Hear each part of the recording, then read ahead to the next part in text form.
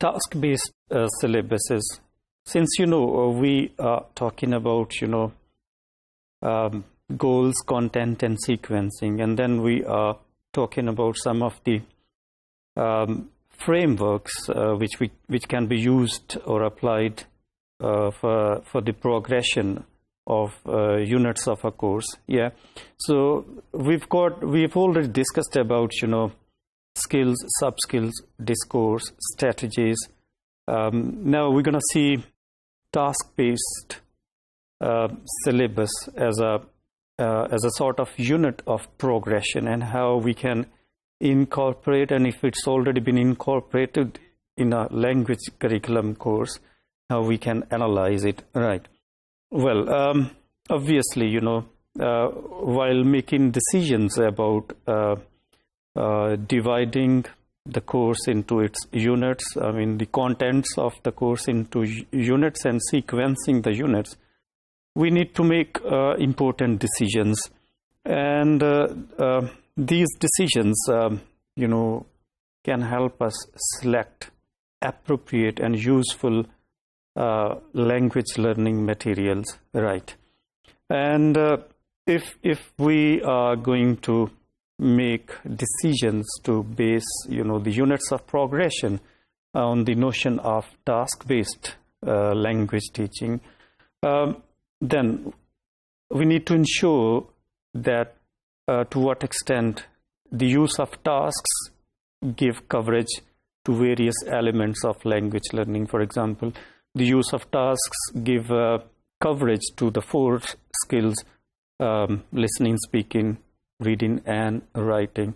So the whole point here is, while using task-based syllabus as units of progression, we need to ensure that tasks are not used at the cost of some useful language learning, right? Its significance obviously lies in it emerged in 1970s when language communicative approach was taken up opposed to the methodology driven approaches, right? So obviously, tasks are used to convey a specific message, yeah, and they are built around the use of language, and the use of language is for meaningful purposes. So if we use tasks in the classroom, we need to ensure that the tasks carry meaningful and worthwhile language learning. Yeah. Okay. You might be wondering what actually means by task. Yeah. So we've got various definitions of tasks in the classroom. And of course, Alice gave, some 9 definitions, and I've tried to jot it down in brief. An activity, tasks is an activity which requires learners to use language with emphasis on meaning to attain an objective. So the main purpose of using task-based approach in the classroom is to, use language which is meaningful and which is aimed to attain a specific objective, right?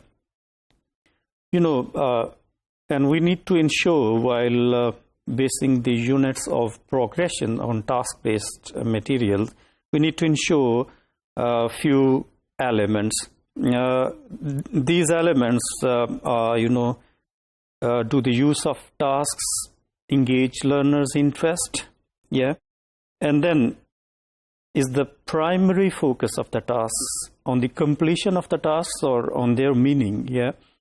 And what will be the outcome of using task-based approach as the units of progression? And the success, in terms of outcomes, what learners going to do after the completion of a specific task. And we need to ensure, while basing units of progression on task-based approach, whether it's a priority is completing the task or just to develop meaningful language learning. Yeah. So, and we also need to make sure while bringing task-based syllabuses as units of progression, that the tasks should be demonstrating real-life activities. I mean, something observable activities.